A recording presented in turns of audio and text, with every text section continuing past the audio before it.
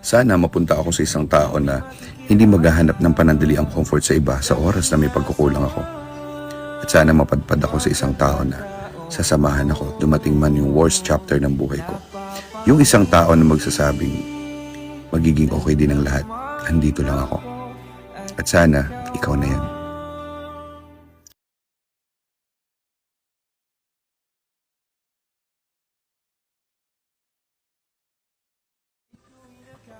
Sana mapunta ako sa isang tao na hindi maghahanap ng panandaliang comfort sa iba sa oras na may pagkukulang ako.